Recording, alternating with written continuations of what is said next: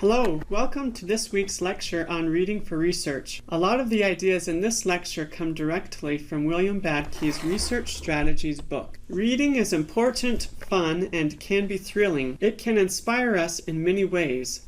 It can add to your knowledge base and help us learn more and become more competent in so many areas of work and life. Recall a moment when reading a book or website has inspired you. The story goes that when a girl asked Abby for advice, she told her that she should read a lot, that this would help her prepare for life. After all, the person who does not read really has no advantage over the person who cannot read. The more you read, the more you'll know and learn. In terms of reading for research, William Badke talks about the difference between a glutton and a connoisseur. Gluttons consume escapist literature. They're fascinated with the action, so they read from beginning to end and they don't miss a page. They're led along by the plot. This kind of reading requires no analysis, and you just let the skilled author lead you along.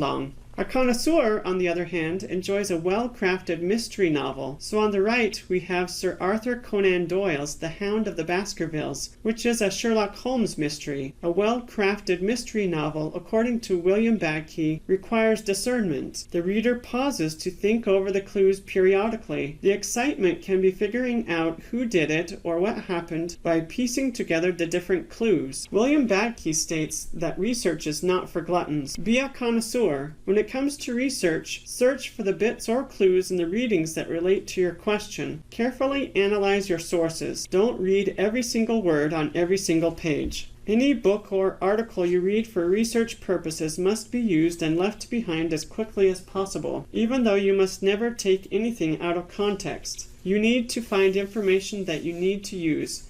Every skill you have to sift quickly through what you don't need and find what you do need. When it comes to research, search for the bits or clues in the readings that relate to your question. Carefully analyze your sources. Don't read every single word on every single page. This is what he means when he says, be ruthless. Read what you need and abandon the rest. It's your only hope. That's what Bill Badke says, and I second that motion as well. He cautions that we need to read enough of an author's work to get a good idea of his or her main message. Otherwise, we may take things out of context. Be very sure you have grasped not only what the author is saying, but why the author is saying it. This leads us to his 5 suggestions for reading a book for research.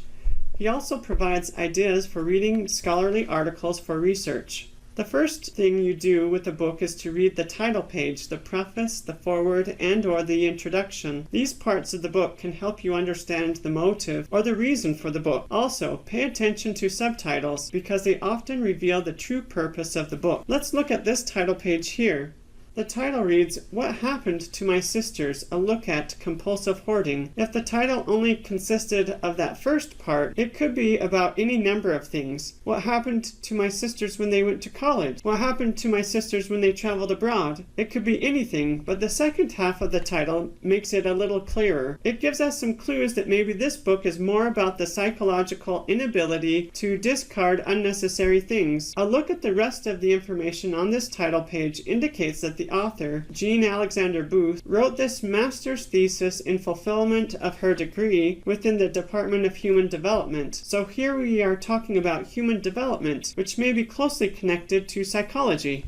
William Badke also suggests to look at the table of contents. Not every table of contents looks this detailed, but many academic books provide chapter titles and section headings. So if you are doing a research paper on parents coping with the challenges of autistic children, then you could look for this topic in the table of contents and identify specific parts. Chapter 2, pages 25 through 32, talk about parental stress and parental coping. With this information, you could go straight to those pages. But you need to remember that Chapter 2 is the literature review. A literature review gives a summary of what has been said in other people's academic papers about this topic. If you want to know what this author's research findings are on how parents cope with raising autistic children, then we can look at Chapter 4 beginning on page 54. Remember to be ruthless. You can have a better idea of what the author is talking about as it relates to your research question by briefly looking at relevant sections of the book rather than having having to read every word on every page. Third, have a look at the index. Compare the stuff in the index with the table of contents. Using the index at the back of the book will help you quickly find those pages in the book that relate specifically to your research question. Also consider looking for synonyms of your keywords in the index. When using an index to find what you need, it can be especially easy to take things out of context. If you found something on page 232, remember that there were 231 pages before that. So be careful not to take things out of context. When using ebooks or looking at long articles, don't forget to use the Control F function to search for places in the sources that talk about your research. This is the modern version of an index. Fourth, be sure to give the book a run-through, even if you're only going to use a part of it. If you fail to do so, you may completely miss the overall intent of the volume, and thus misunderstand what you are reading in one portion of it. This can be done by skimming through the book and reading the subheadings. Look at the images in the book, including any graphs or statistics. These could give clues about the book's meaning. Also, go over the summary or concluding chapter. Usually, authors include their key ideas in the concluding chapter, so make sure you take a look at those, even if it's just briefly,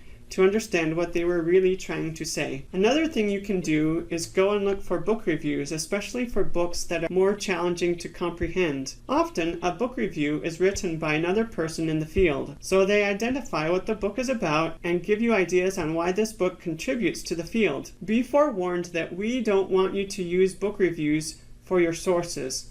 They may be helpful, but we want you to use the actual books for your annotated bibliography. Fifth, as Bakke has written, when it comes to reading the appropriate portions of the book, be a connoisseur of the argument, not a glutton who does not evaluate what he thinks, as long as he got food in front of him or her. There's only one way to read when you are doing research, by asking constant questions. Questions form the absolutely most reliable key to good analysis." End quote. Here are some questions you might consider. How does this relate to my research question? What evidence is the author sharing that would be useful for my research? What is the author saying? Is the evidence presented fairly? Is there enough evidence? Does the evidence support the author's case? Pay attention to all the questions William Bakke offers in the chapter reading this week, and consider asking yourself similar questions when you look at your sources. When you ask questions, that's an invitation for insight to come to you, so be prepared for that insight when it comes. Don't forget to write things down, or you may forget those ideas that come to you.